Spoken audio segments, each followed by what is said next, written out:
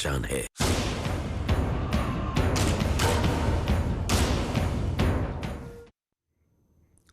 नमस्कार, स्वागत है आपका। आपके साथ मैं हूं अमित गर्ग शुक्ला।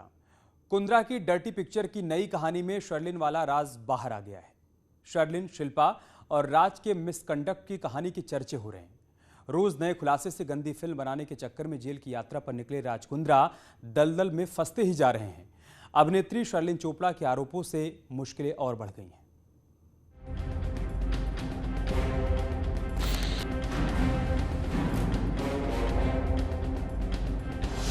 जेल के अंदर राज कुंद्रा, बाहर नई मुसीबत। रोज नई एफआईआर, डर्टी पिक्चर की नई कहानी।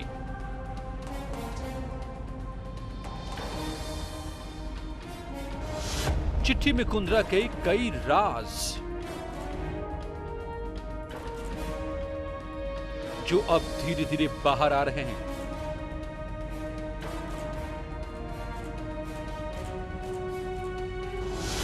क्या शिल्पा शेट्टी के रिश्ते से खुश नहीं थे राज कुंद्रा?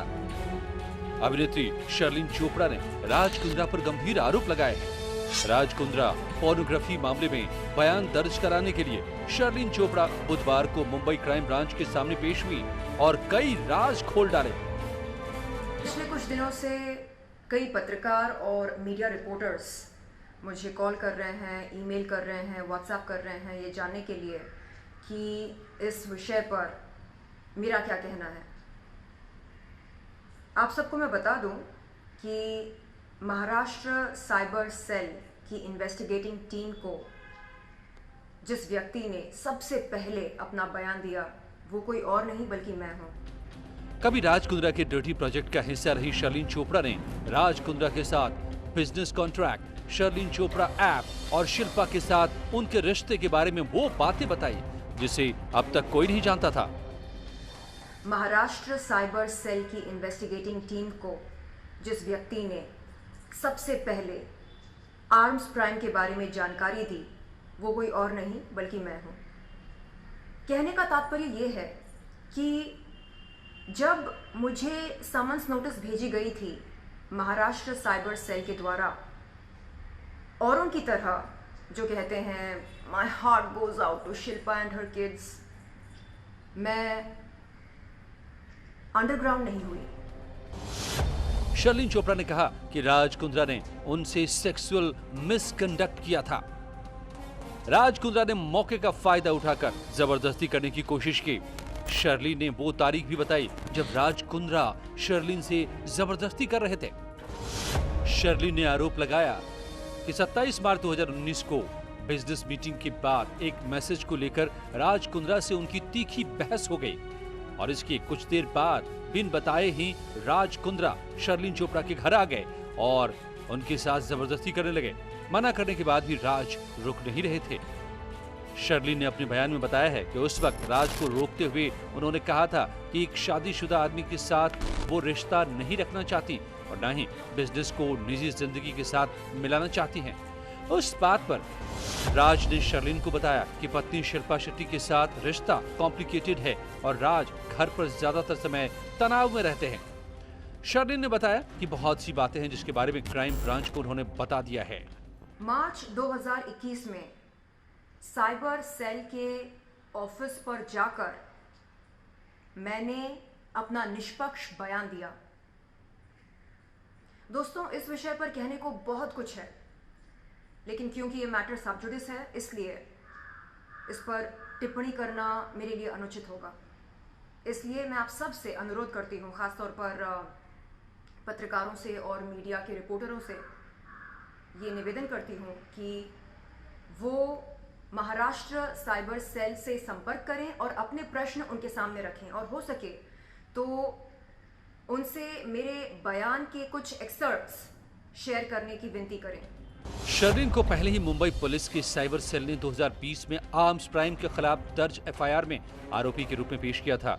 क्राइम ब्रांच ने उन्हें 26 जुलाई 2021 को पॉर्न फिल्म रैकेट मामले में एक बयान दर्ज करने के लिए बुलाया था, जिसके बाद उन्होंने अग्रिम जमानत के लिए बॉम्बे हाई कोर्ट का रुख किया। अपनी याचिका में कहा कि उन्हें राज कुंद्रा की तरह गिरफ्तारी का डर है। अदालत ने 28 जुलाई को गिरफ्तारी के खिलाफ शर्लिन को अंतरिम सुरक्षा प्रदान की है, लेकिन राज कुंद्रा को जमानत नहीं मिली, उन्हें न्यायिक हिरासत में भेज दिया गया। मार्च 2019 को शर्लिन चोपड़ा ने आर्म्स प्राइम के साथ एक समझौता किया, जिसके फाउंडर राज कुंद्रा थे।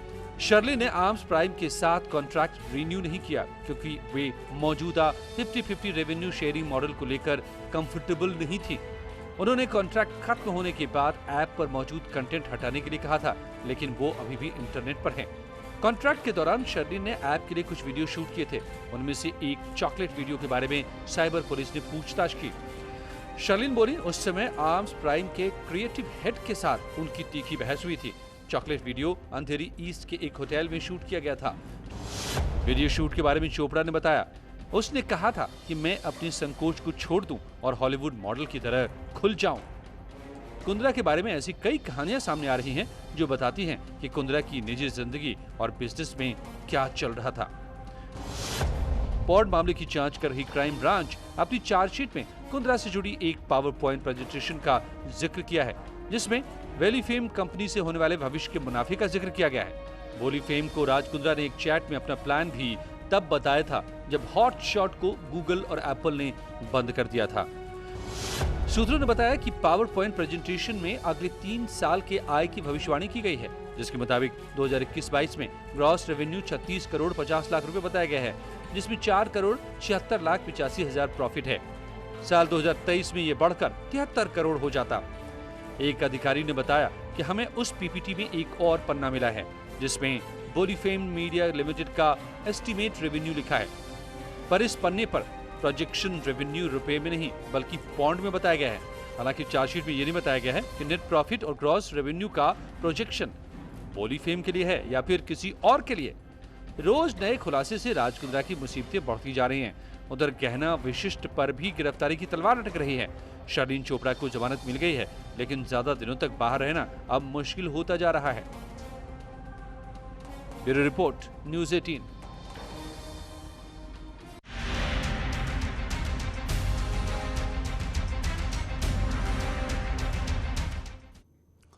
बकरी तो बचा लो इमरान, ये सवाल भारत नहीं पूछ रहा है, पाकिस्तानी पूछ रहे हैं।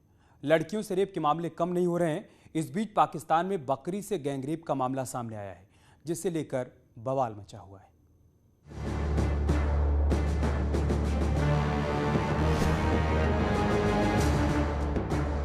पाकिस्तान में बकरी से गैंगरेप।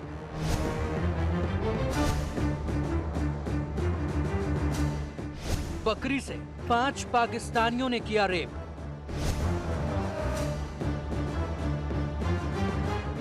पाकिस्तान अपनी गंदी हरकतों से एक बार फिर शर्मसार हुआ है।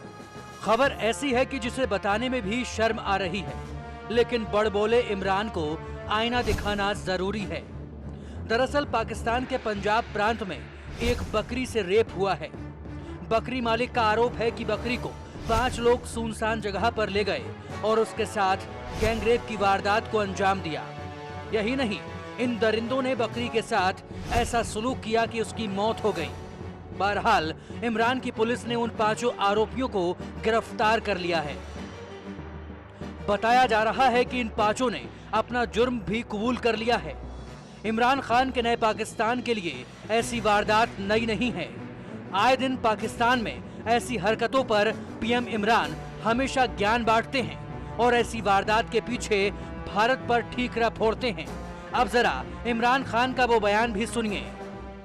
पहले हिंदुस्तान की फिल्में थी जो हमें याद है और वो आहिस्ता आहिस्ता जो अब बन गई हैं, तो उससे होगा कोई तो इसका इम्पैक्ट होगा ना।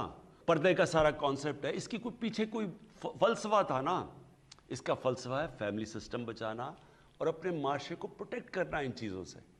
अब हमें एज अ माशरे जिसमें हमारे फिल्म मेकर्स हैं, जिसमें हमारे टीवी के ऊपर लोग बैठे हैं, और सबसे बड़ा डैमेज मोबाइल फ़ोन इस वक्त कर रहा है बच्चों को।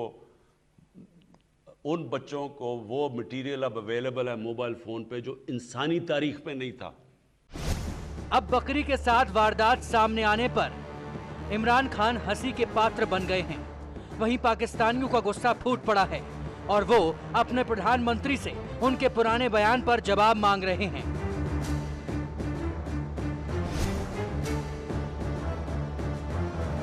क्रिकेटर वसीम अकरम की पत्नी और एक्टिविस्ट शानियारा अकरम ने इंस्टाग्राम पर एक पोस्ट शेयर करते हुए कहा, आज एक बकरी कल कौन। पाकिस्तानी मॉडल और एक्टर मथिरा ने इस घिनौनी घटना पर अखबार में अपनी प्रतिक्रिया देते हुए इमरान से पूछा है, क्या जानवरों को भी शोषण से बचाने के लिए ढीला कपड़ा पहनना चाहिए। हमेशा भारत को कोसने वाले इमरान बकरी कांड पर अपने ही देश में घिर गए हैं। उनके ही देश के लोग भारत के खिलाफ जहर उगलने पर सवाल पूछ रहे हैं। अब इमरान खान को इस बकरी कांड पर जवाब देना है, जिसका इंतजार उनके देश की जनता कर रही है। Bureau report, news 18।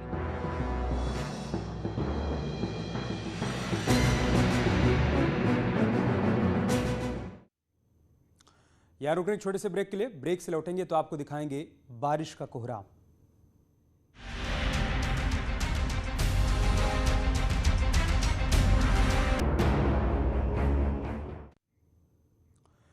पहाड़ों की बारिश ने मैदानी इलाकों में कोहराम मचा रखा है। मैदानी इलाकों की नदियां उफान पर हैं।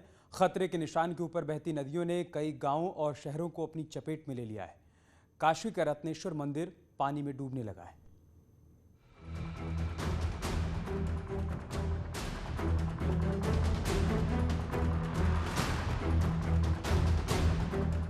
गंगा में उफान, पानी में डूबता रत्नेश्वर मंदिर।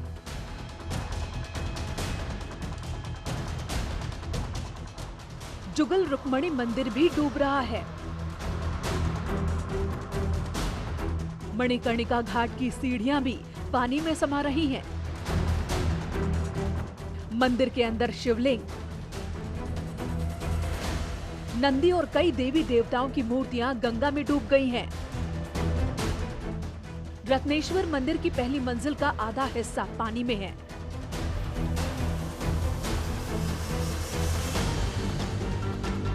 जिस रफ्तार से पानी बढ़ रहा है, उससे लगता है कि ये मंदिर जल्द ही डूब जाएगा। हर दिन बढ़ रहा है, क्योंकि 4 दिन पहले ये पत्थर दिख रहा था, ये पत्थर भी डूब गया। 4 फीट नीचे तक दिख रहा था पत्थर, अब 4 फीट ऊपर तक पानी दिख रहा है। गंगा में पानी ज्यादा होने की वजह से धार्मिक कर्मकांड कराने में भी मुश्किलें आ रही हैं। देखिए किस तरह पानी के बीच धार्मिक कार्य हो रहे हैं।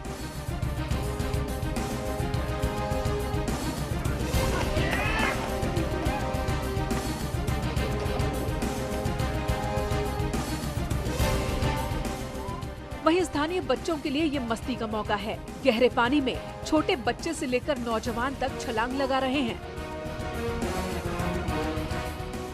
अभी तो 4 सीढ़ी ऊपर आ गया। कल हम लोग आए थे, बहुत नीचे पानी था, लेकिन अभी 4 सीढ़ी ऊपर आ चुका है पानी। यहाँ पे बहुत आनंद आ रहा है, नहाने में बहुत अच्छा लग रहा है। हमारे सारे फ्रेंड लोग आए हैं पिकनिक मनाने यहाँ पे काशी में। लेकिन इस तरह बाढ़ के पानी में स्नान करना खतरनाक हो सकता है। ये पिकनिक मनाने का वक्त नहीं है। वैसे तो पहाड़ों पर ज्यादा बारिश की वजह से गंगा में उफान है, लेकिन मान्यताओं की माने तो इन दिनों गंगा शिव से मिलने काशी आती है। जब तक शिव से मिलन नहीं हो जाता, तब तक लौटती नहीं। इसलिए हर साल रत्नेश्वर मंदिर डूब जाता है और काशी विश्वनाथ मंदिर का रास्ता गंगा धो देती है। हालांकि पानी बढ़ने पर स्थानीय प्रशासन सतर्क रहता है। लोगों को नदी से दूर रहने के लिए कहा जाता है। पानी में स्नान कर रहे इन बच्चों को भी रोकना होगा, क्योंकि बाढ़ में एक भी लापरवाही भारी पड़ सकती है। Bureau report, news 18।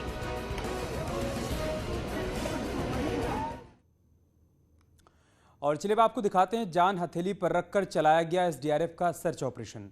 पिथौरागढ़ के धारचूला में गलाती के उफनते नाले में डूबे युवक के शव को निकालने के लिए एसडीआरएफ ने वो किया जिसे देखकर हर कोई हैरान है। बरसात के दिनों में पहाड़ों में हर तरफ आसमानी आफत बरस रही है। लगातार हो रही भारी बारिश के कारण धारचूला में गलाती नाला भी उफान पर है।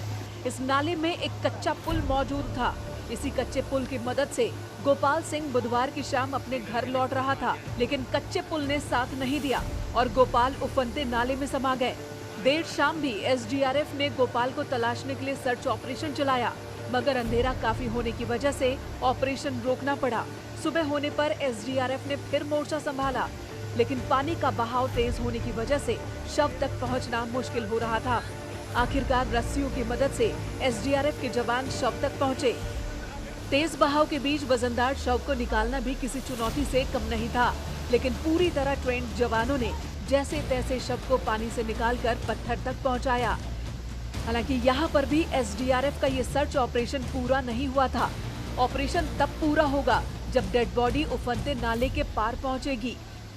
शव को पार पहुंचाने के लिए एक बार फिर एसडीआरएफ ने रस्सियों की मदद ली। रस्सियों में लटकाकर शव को दूसरे छोर पर पहुंचाया गया। करीब 6 घंटे तक चले ऑपरेशन को देखने वालों की धड़कनें भी थम सी गई थी। इन सबके बीच सबसे दुखद ये है कि हमारे हुक्मरान कई सालों से गलाती नाले में एक अदद पक्का पुल नहीं बना पाए हैं, जिसकी कीमत गोपाल सिंह जैसे न जाने कितने लोग जान दे कर चुका रहे हैं। न्यूज़ 18 के लिए पिथौरागढ़ से विजय वर्धन उप्रेती की रिपोर्ट।